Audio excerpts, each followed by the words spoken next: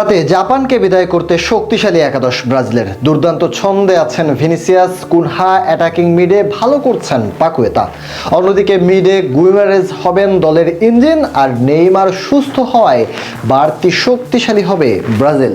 সেক্ষেত্রে কেমন একাদশ হবে ব্রাজিলের? নেইমার কি থাকবেন? তা নিয়ে বিস্তারিত শুনুন প্রতিবেদনে।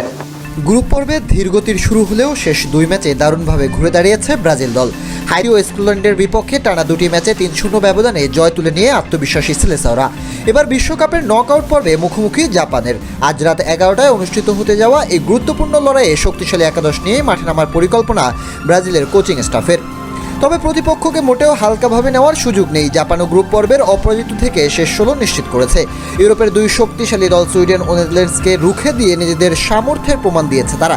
তাই ব্রাজিলের লক্ষ্য থাকবে অভিজ্ঞতা ও ফর্মে থাকা ফুটবলারদের নিয়েই নকআউটের অভিযান শুরু করা। গোলবারের নিচে থাকবেন অভিজ্ঞ এলিসন বেকার। স্কটল্যান্ডের বিপক্ষে নিজের নির্ভরযোগ্য পারফরমেন্স দিয়ে আবারও প্রমাণ করেছেন কেন তিনি ব্রাজিলের প্রথম পছন্দের গোলরক্ষক। তার অভিজ্ঞতা নকআউট ম্যাচে দলের জন্য বড় শক্তি হবে। রক্ষণভাগে গ্যাব্রিয়েল মাগালেস এবং মার্কুইনেস জুটি দেখা যেতে পারে। মার্কুইনেসকে নিয়ে কিছু প্রশ্ন থাকলেও তার অভিজ্ঞতা ও বল নিয়ে খেলার দক্ষতা তাকে এগিয়ে রাখছে।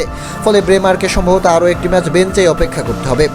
দুই ফুলব্যাক হিসাবে ডগলাস সান্তোস ও দানিলোই এগিয়ে রয়েছেন। ডগলাস ধারাবাহিকভাবে ভালো খেলছেন, অন্যদিকে দানিলো আক্রমণ রক্ষণ দুই বিভাগেই কার্যকর ভূমিকা রেখে নিজের জায়গা শক্ত করেছেন। মাঝমাঠে ডিফেন্সিভ মিডফিল্ডার হিসেবে থাকবেন ক্যাসিমিরো, তার সঙ্গে সেন্ট্রাল মিডফিল্ডার হিসেবে দেখা যাবে ব্রুনো গিমারেসকে। 3 ম্যাচে 3টি অ্যাসিস্ট করে ইতিমধ্যেই দলের আক্রমণ ভাগকে প্রাণবন্ত করে তুলেছেন তিনি। সবচেয়ে বড় প্রশ্ন অ্যাটাকিং মিডফিল্ডে। নেইমার জুনিয়র ফিরলেও তিনি এখনও পুরোপুরি ম্যাচ ফিট নন, তাই লুকাস পাকেতাকেই শুরু থেকে খেলানোর সম্ভাবনা বেশি। আর প্রয়োজন হলে দ্বিতীয়ার্ধে বেঞ্চ থেকে নামানো হতে পারে নেইমারকে।